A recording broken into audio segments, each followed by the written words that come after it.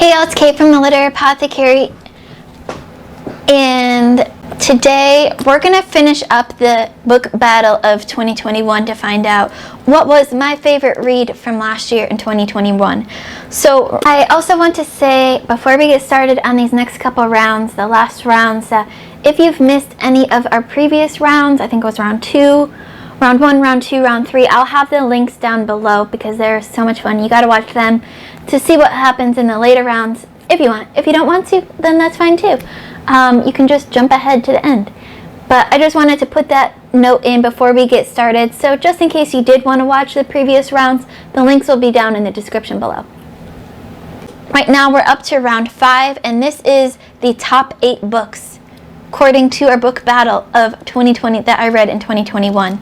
So let's just get straight into it. I'm just going to do this, stop it, figure out the next round, and we're just going to finish this up today. So we're going to have the last couple rounds in one video and just finish her up and find out what was my favorite read last year. So our first matchup is The House in the Cerulean Sea versus The Fifth Season. And all of these are going to be so hard for me, I can already tell, because it's the top 8 books. So let's see. House in the Cerulean Sea I absolutely loved. I loved those kids. It made me laugh, it made me cry, it made me love. But The Fifth Season absolutely just blew my mind. This is so hard.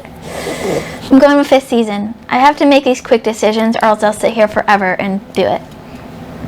Next up we have Firekeeper's Daughter versus The Liar's Knot, and this one I'm going to give to The Liar's Knot because that book I can't wait to read book 3. That's one of few books in a series that made me want to binge the series. Even we don't have book 3 yet, it's being written right now, but I need it. And that doesn't happen for me often. Often I can go a long time in between books in a series, and I don't feel like I absolutely need to read that next book right now. Our next matchup, Frankenstein versus Redeeming Love. I loved Redeeming Love by Francine Rivers, but I have to give this to Frankenstein because that book was just incredible. And our last matchup of this round, The Starless Sea versus Kings of the Wilds. This is so hard because I love Nicholas Eames so much, but this one I have to give to Erin Morgenstern and The Starless Sea, because that book, I read that book very early in 2021. I think it was around February or March, and I still think about that book almost every day. That's how much it affected me. So that's our top 8. Now we have a top 4. Our top 4 books of 2021 in our first matchup number 1 out of 2 in, what would this be, the semifinals. The Fifth Season versus The Liar's Knot. Holy cow, these are so hard. Despite what I said in round 5, I'm going to give this one to The Fifth Season because that book just, yep. And the second matchup we have is Frankenstein versus The Starless Sea, and this is so hard. This is so hard, y'all. Why did I do this to myself? This I'm giving to The Starless Sea. So that means our finale, the last matchup in our book battles of 2021 include The Fifth Season versus The Starless Sea. This is the championship round.